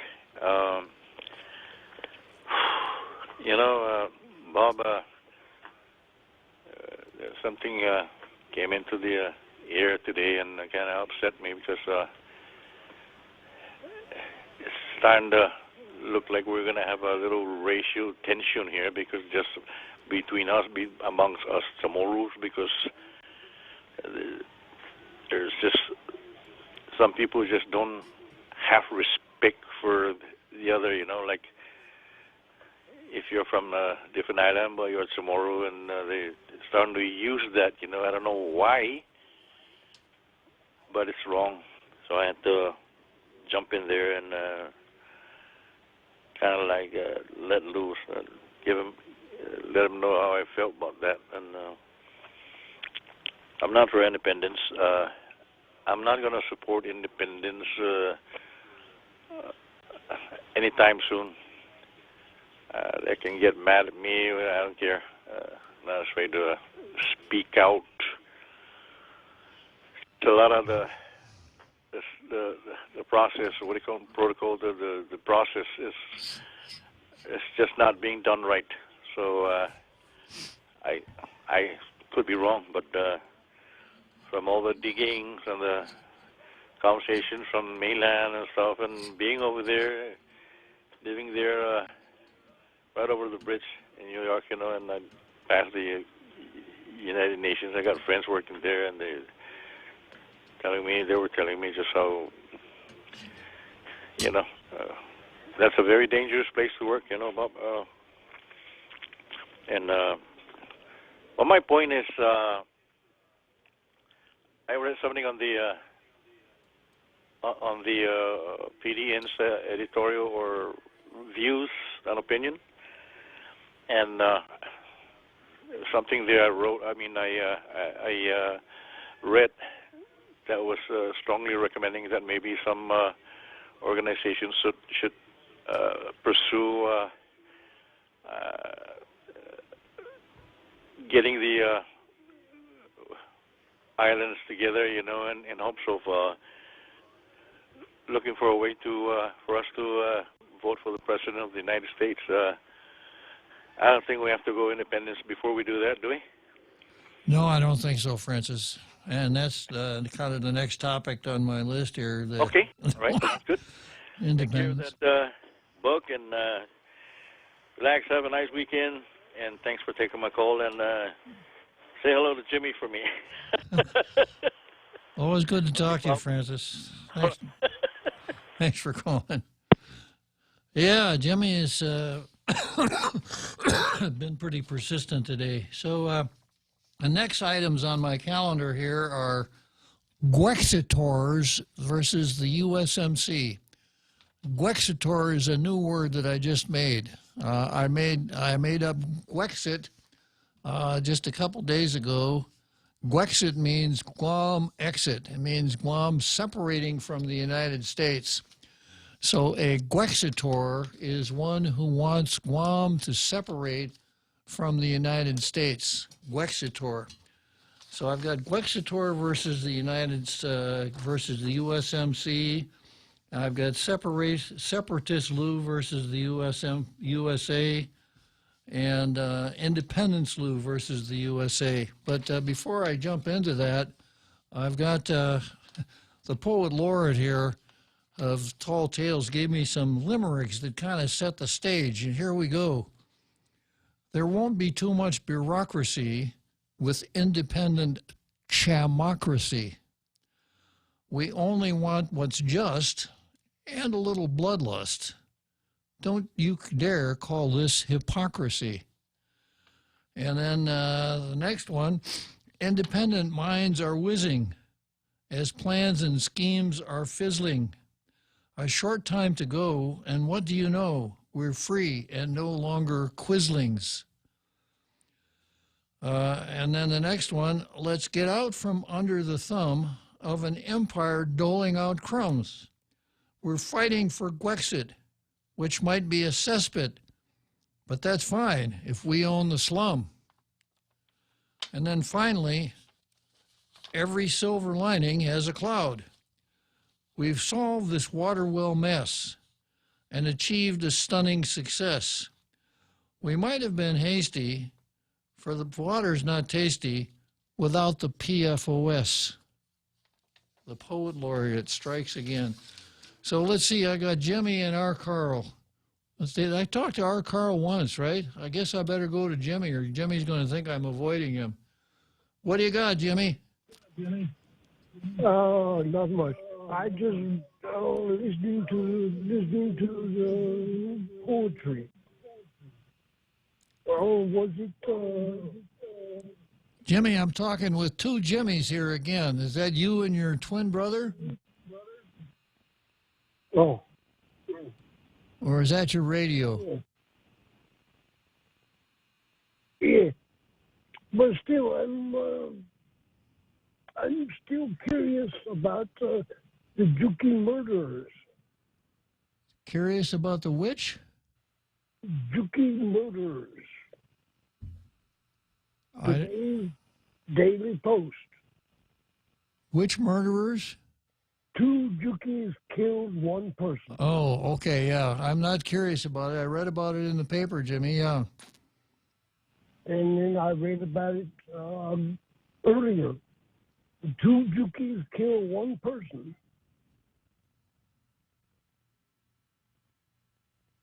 Remember that? I do. You remember that? I do. This guy had a car. The 2 Jukis said, hey, give us a ride up to wherever they want to go. Yeah, I remember that, Jimmy. They killed him. Yeah, and took his car. Murdered him. Yeah. And then the same thing today. I remember, Jimmy. That's what I'm thinking about. Yeah. Is that good or bad? Well, it's not good, Jimmy. Well, no. Is good or bad? It's not good. It's bad. You can walk around. I cannot walk down Hotel Road, Palo San Vittore, without being assaulted by Jukis. Not Micronesians, Jukis. Okay. No, not okay. Wrong, bad.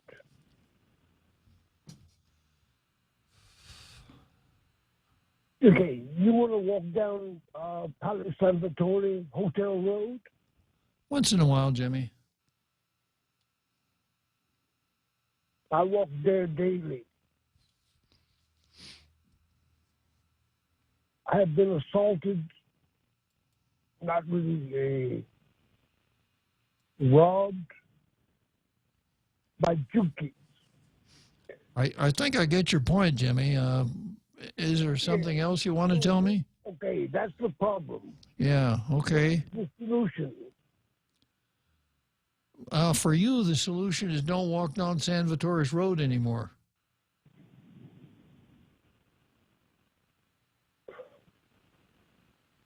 That's not the solution. Okay. Read the Daily Post editorial today. That is not the solution. They agree with me. But how can people walk around?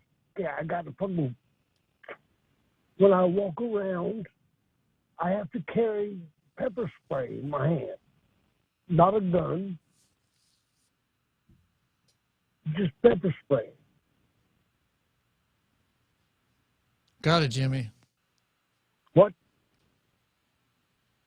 I'm sorry, I didn't hear you. I said I got it, Jimmy. So is there anything else you want to tell us today?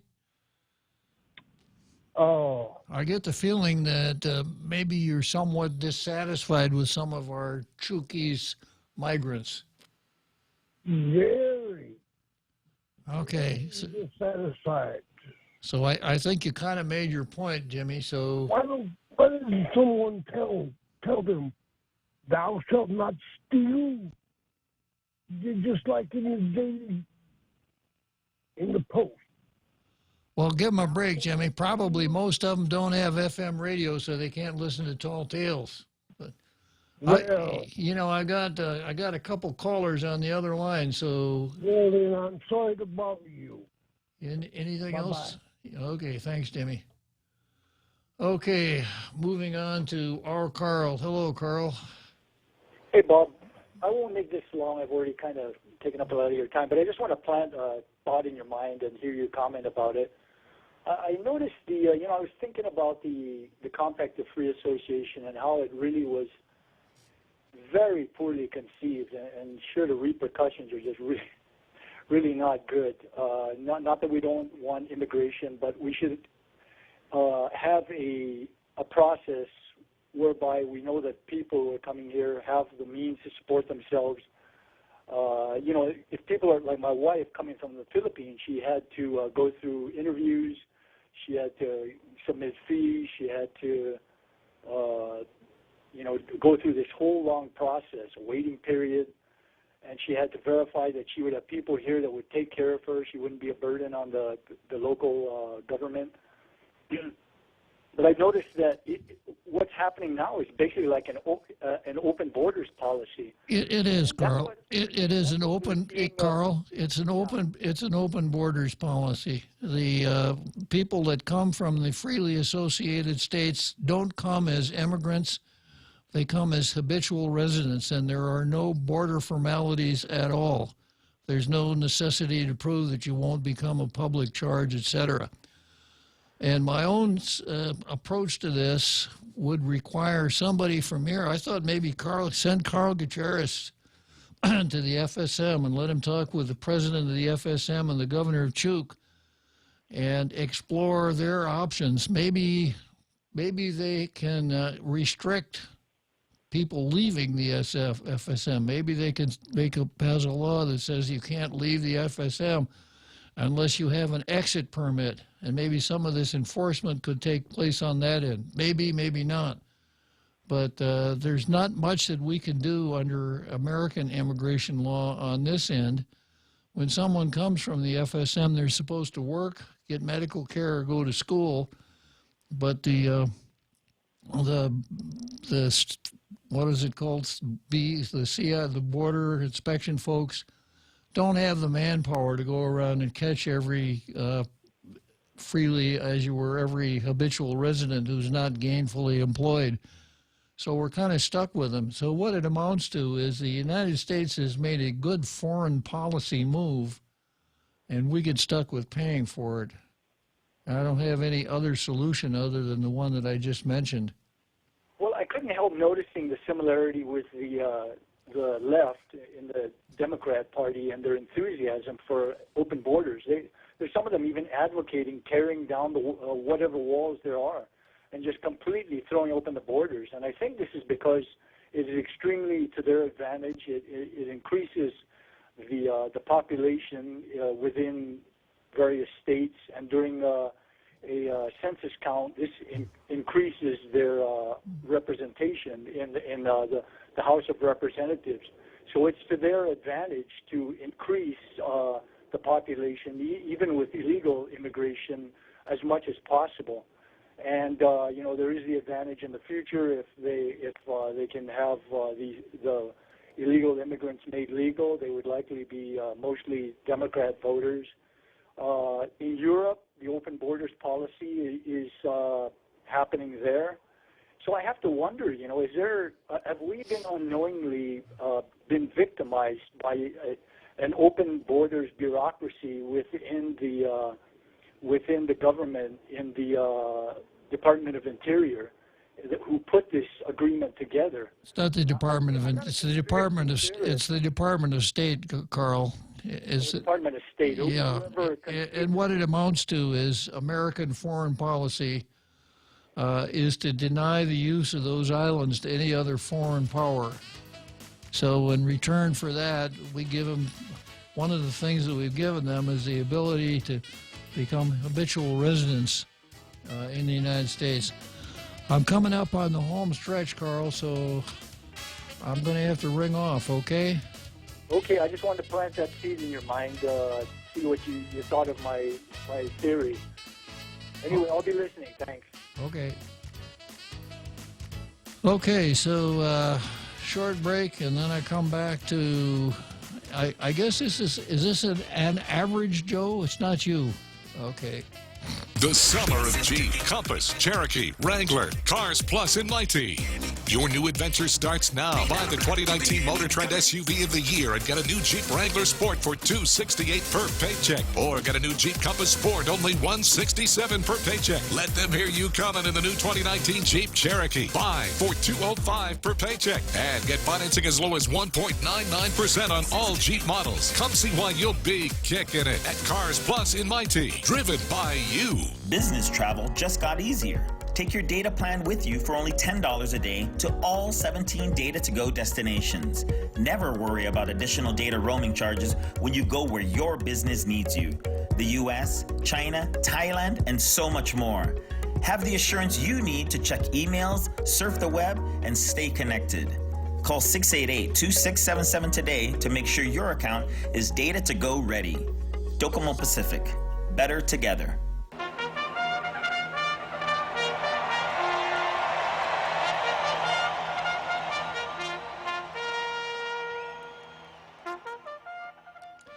So it's call to the post at the for the Kentucky at the Churchill Downs in Louisville, Kentucky. I moved it from Lexington back to Louisville on Wednesday, and Churchill Downs is still remaining. I think I'll just leave it in Louisville, Kentucky for a while. So we're embarking on the home stretch here at Tall Tales. I got an interesting post from Andrew, the poet laureate of Tall Tales, and this is what Andrew says, and I think this is good advice for the international radio listening audience. Andrew says, every time Bob coughs or sneezes, I spray my radio with Lysol.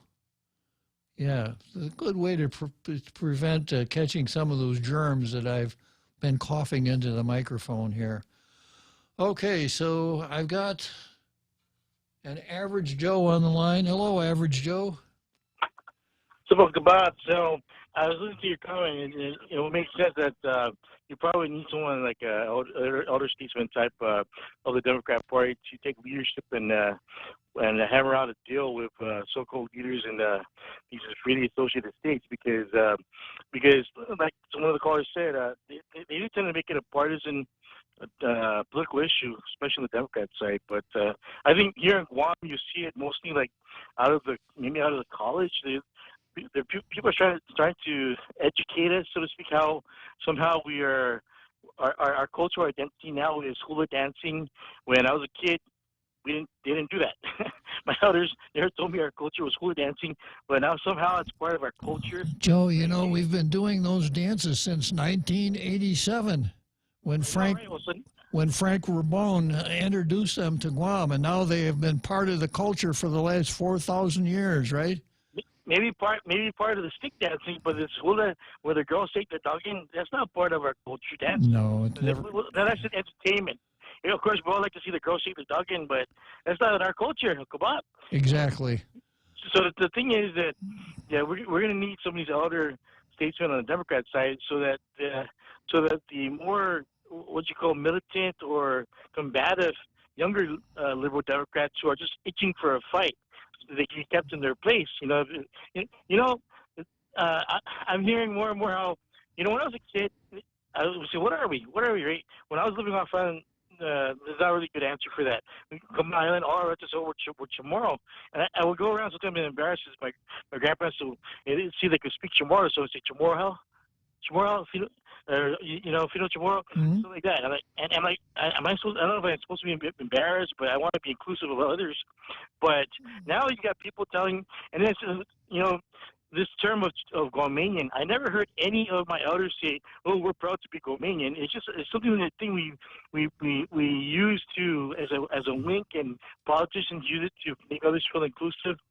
But, everyone has to have some kind of term, I guess. But my family, we never went around being proud to be Guamanian. And now you got these people telling us we're Micronesian because we're in this place called Micronesia. I don't know. I got a question. Does anyone go around calling themselves Melanesian? I'm proud to be Melanesian. Do you go around and say, hey, you must be Melanesian? Because I would think that might be disrespectful. I don't know. I could be wrong. But would you go up to someone, have you ever heard anyone say that? I only heard the term from say, oh, I'm Polynesian. And this whole thing about me being Micronesian, well, people voted to call themselves that back in the 80s. But here in Guam, we never voted to call ourselves this. No. If anything is a colonial term, I would think these words Polynesian and I think maybe they might qualify as colonial terms. But they were terms they were assigned by European map makers to certain geographical regions. Which doesn't really have a lot to do with ethnic background or cultural background. Now, this guy Miguel Villar is doing genetic studies, and he determine how much we're related to any ethnic background or group. I would say we got a lot of Asian influence, possibly some Spanish, European, some Native American influences, concept of the Chamorro identity. But the point I'm making is that